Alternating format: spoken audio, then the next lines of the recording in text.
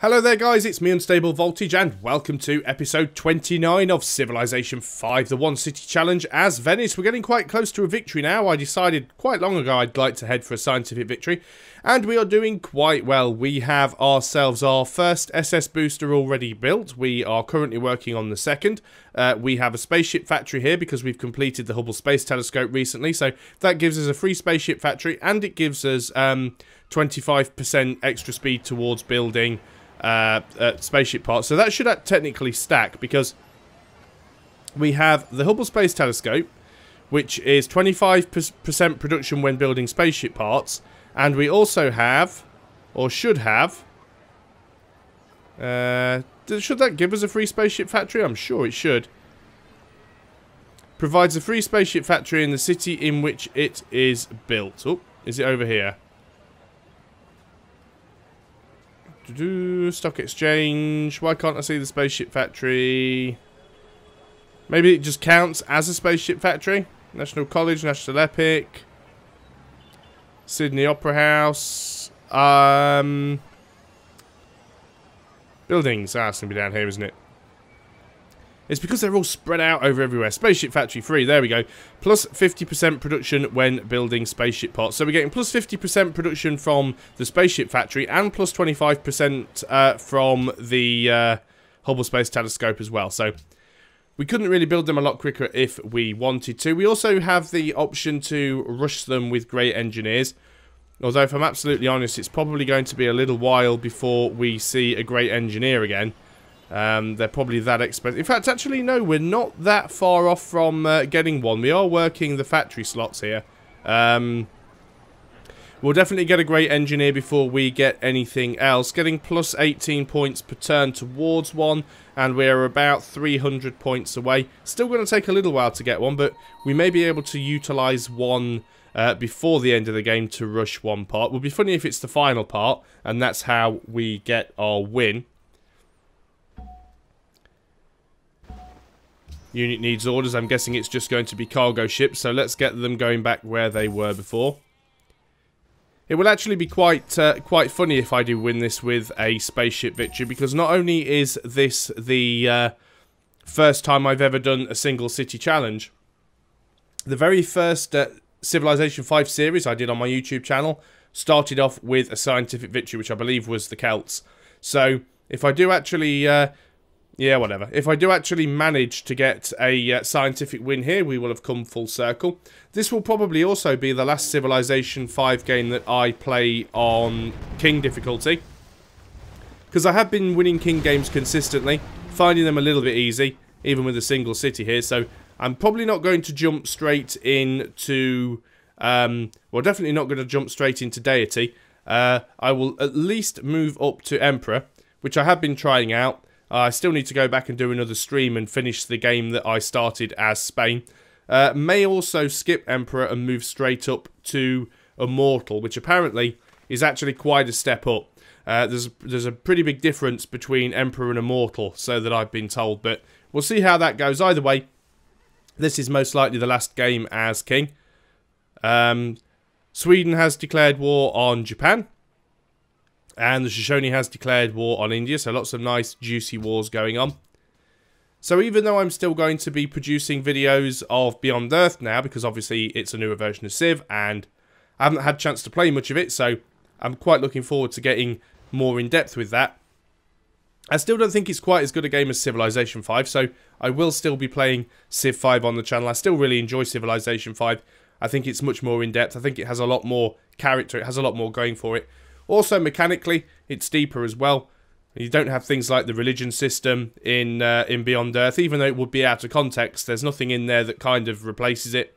And, you know, the victory conditions in Beyond Earth I find a little bit sort of lackluster. They're all basically sort of wonder victories. It's build something, you know, research a certain number of things in the science tree, then build something, which is pretty much just like the scientific victory in Civ 5.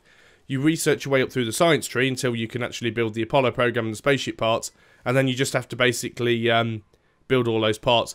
And that pretty much feels like all the victory conditions in Beyond Earth, with the exception of the domination victory, which of course exists in this game anyway. Oh, look. Alexander's denouncing me. What a surprise.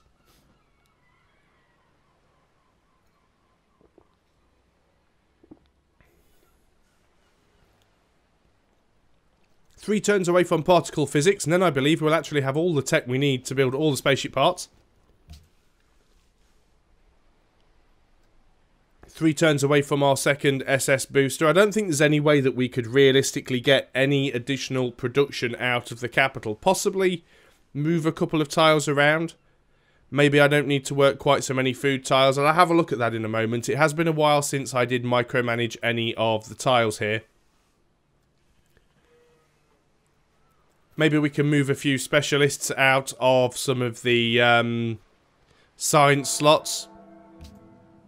We've got a golden age, that's certainly going to help. Right, let's have a look. See, we do have a couple of high production tiles that we could be working if we were willing to sacrifice food. Or if we were willing to sacrifice a little bit of science, which to be honest, we probably are at this point. So let's go ahead and work that. Do we have anything else here that would give us good production? Just looking around to see if we've actually got any other mines. This is what we are lacking more than anything. I guess what we could do is we could start replacing some of these... yeah, we'll keep you there, I think.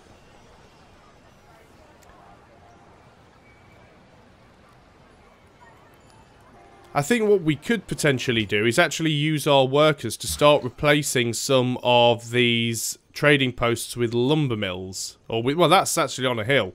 So we could build a mine there. We would lose food and gold and science and culture, but we would gain some production. So I know I was keeping that worker for something.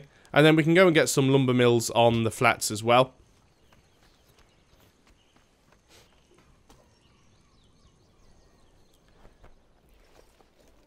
Yeah, that's why you denounced me, because you weren't happy that I wanted to repeal the ban on spices, because everybody knows cinnamon is evil.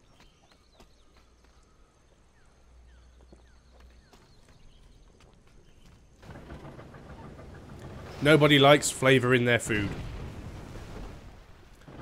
Well, I have to say, Japan, you kind of got screwed there, surrounded by a battleship and 2 ironclads with your tiny little wooden boat. I'm loving this single hex of land that Sweden has here.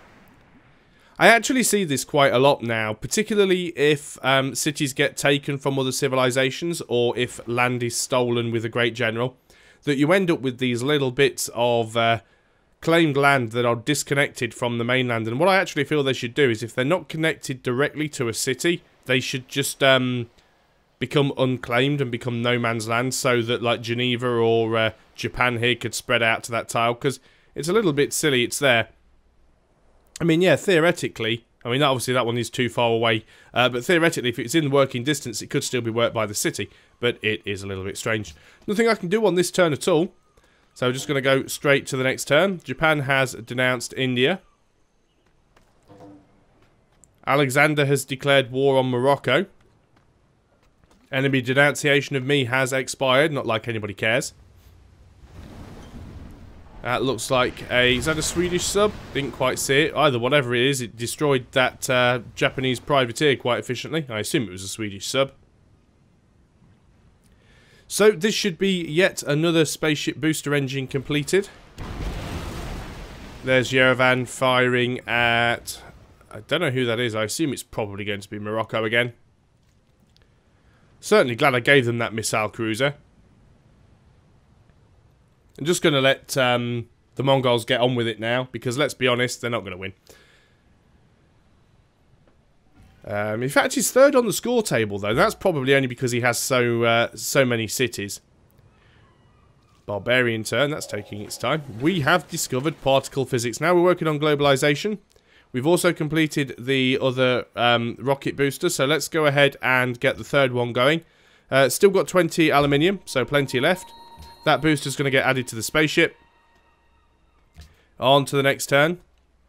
7 turns to build. If you remember when we tried to build the first one, well, I can't remember the first one, but when we tried to build the second one, it was 8 turns. So we have actually saved a turn on building building that booster. We'll probably be able to get a couple of mines and lumber mills up before the sort of end of the game. So we will shave a few turns off some of the spaceship parts.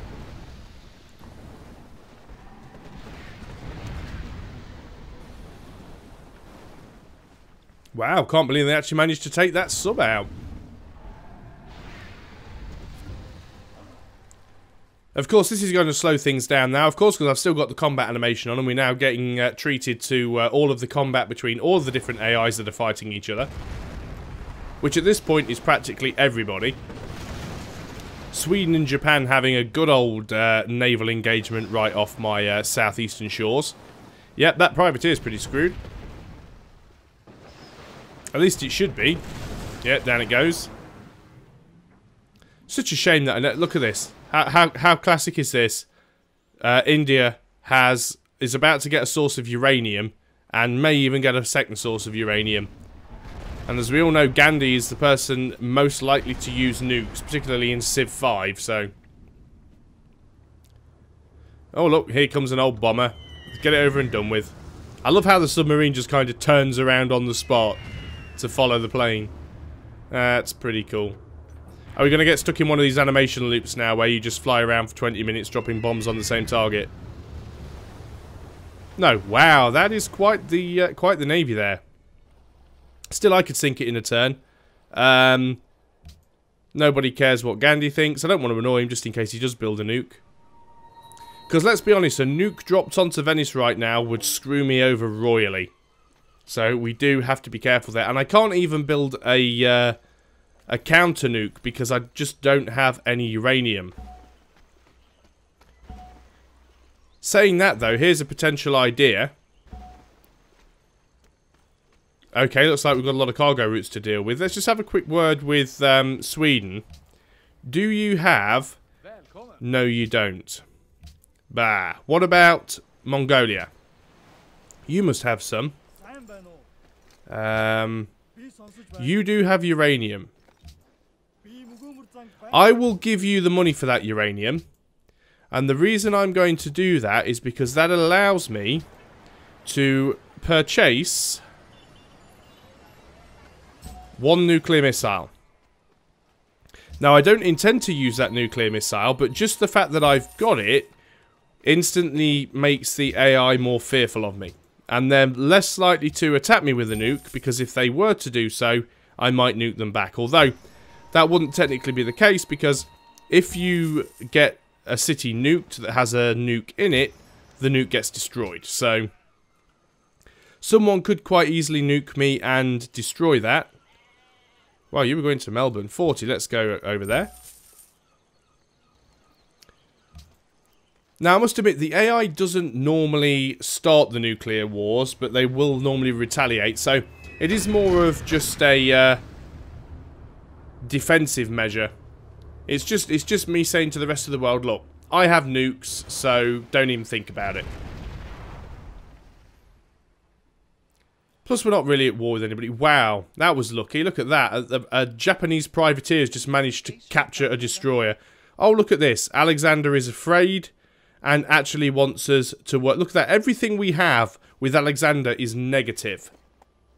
Absolutely everything is red, and he wants a declaration of friendship. Sure, let's do that.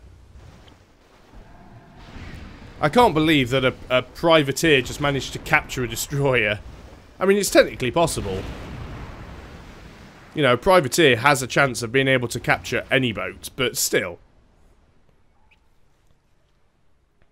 In terms of realism, which this game doesn't follow.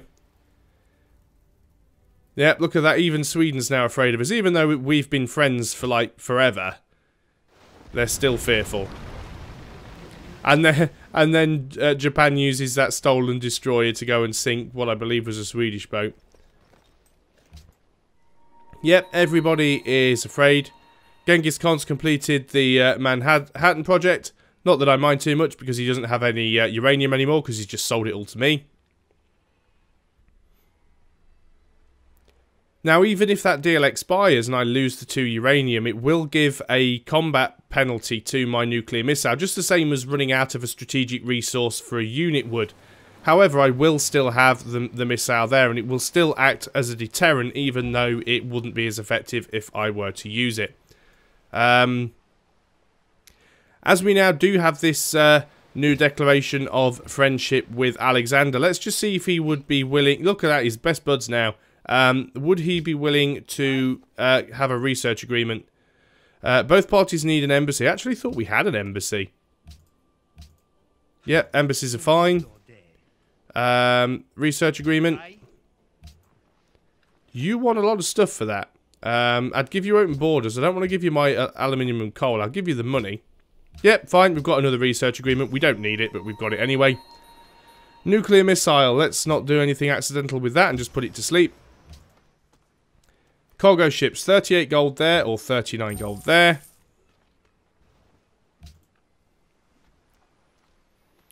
On to the next turn.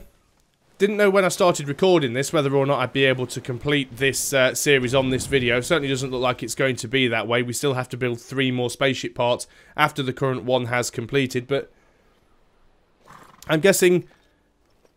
Right, okay, so now Greece has denounced us. Okay, fine.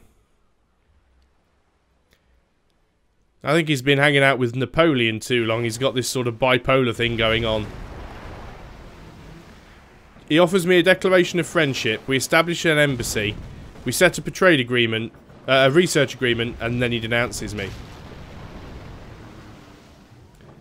And I actually think that cancels the research agreement as well, which will be very annoying. Oh, here comes the Swedish Navy. Genghis Khan has made peace with Yerevan. We'll actually have to go and have a quick look over at Greece in a minute, and just see if we can double check and see if we have now lost that research agreement. I think we probably have. I know if you go to war with someone you have a research agreement with, it cancels the agreement. We may not be able to find out, but let's have a quick look. Research agreement. No, it is still already in place, so we do have the research agreement there. That's still there, that's fine. Now, Greece wants to repeal voltology. And I'd like to repeal the ban on spices. So, we don't want this to go through. Greece actually has 14 votes. There's quite a lot of votes here. We don't know how many people would... 34 delegates from 3 Civs. A lot of people would want to repeal that. Not necessarily sure that I can beat it. I'm not too bothered about it, to be honest. I mean, it's mainly for tourism bonuses. So let's repeal the ban on spices. If voltology gets repealed, it's not really going to affect my gaming anyway. I see Argos there is getting blockaded by somebody. Also looks like Alexander's moving some units around. Pocatello's now not happy with us. I see Sweden. Oh, yes, Sweden's actually moved to the top of the score tables now. Started to shove Pocatello down. We've dropped again down to 5th, but again, not too worried about that too much. Denounced by India. Again, that isn't something that I'm bothered about. 34,000 gold and making 812 per turn. City-states taking their turn. Yep, so spices have passed, and... Oh, we've got a great musician, not that we need that. And world religion voltology is no longer active. So let's go and make a great work. I'm not going to bother doing offensive tourism. There's no point at this stage in the game. Everybody's denouncing me. That's fine. You just carry on. You just keep doing that.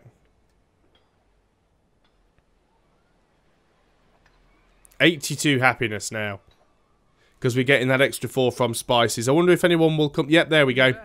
You want spices. What I would prefer from you is... well, it's 7 gold per turn. 7 times 30. Which would be, what, 180, 210 gold. So if you give me 210 gold and then give me, what, 1 gold per turn on top of that as well? 200, oh, not 100. Wow, that'd be a bargain. 200 gold? Yeah, there we go. So that basically gives me 230 gold, which is 20 gold more than it'd be worth if I was giving it him at 7 gold per turn, and plus of which it means I get all the money instantly. So even if I was to declare war on Sweden right now, I would keep all the gold and the spices to them would end. Not that that's what I'm going to do, but that's why it's always better to do it that way. If you could ever take the money directly, as opposed to per turn, then it's better to do it that way. Also, if somebody else was to go to war with me and pillage my spices and I could no longer supply them, it would mean that the deal wouldn't break, because I've already got the money. So he'd no longer get the spices, but I'd have already had full payment up front. On to the next turn. 2 more turns until that 3rd SS booster has completed. And this will probably be the last turn of this video. Still not fully recovered from the illness I had. I've can feel a bit of a coughing fit coming on, so I was only going to record 1 video. I've just done this one and the previous one back to back. Morocco and the Shoshone have signed a research agreement. Okay. 12 turns and Venice grows again, besides 35.